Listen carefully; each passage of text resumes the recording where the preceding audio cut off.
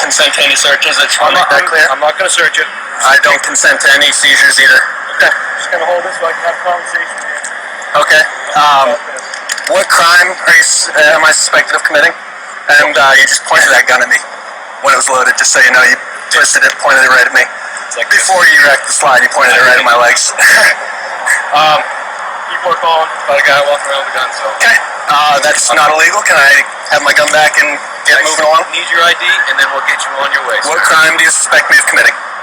Like I said, people are starting to call about a guy carrying a gun. Yep, that's a report of illegal activity. What crime do you suspect me of committing? In order to stop me, you have to suspect me of a crime. Can you get your supervisor here? He is on the way. Okay, thank you. Okay, well, like I said, people are concerned.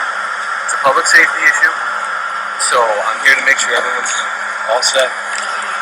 Make sure you're all set. Okay, so I just need to get your ID and we'll call it good. No, sir. You're not going to give me your ID.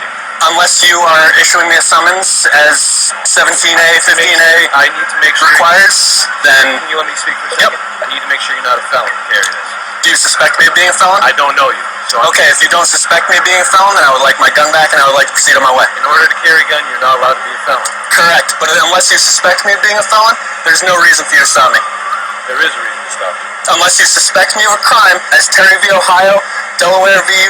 Prowse, requires you to have a suspicion of crime before you detain an individual. Brown v. Texas does not allow you to stop an individual and demand their ID. Can I get your first name so I can speak to you on a person-to-person basis here? No. You're not going to give me your name? No, I'm not going to. You're that type of guy when I'm trying to have a conversation. I'm sorry, sir, but for my own protection, I would rather not give you anything because any name I give you is going to go in the police report about this incident. There's going to be no police report. There's a police log generated for every call. This is called a pedestrian trip. Yep. And unless you have a reasonable suspicion that I'm committing a crime, you can't detain me. I have to be free to leave. It has to be a consensual encounter, sir. Here's the deal, sir. You are walking down Congress Street carrying a gun. Yes. Okay. Is that illegal? It's a cause for concern. Do you suspect me of committing a crime? Sir.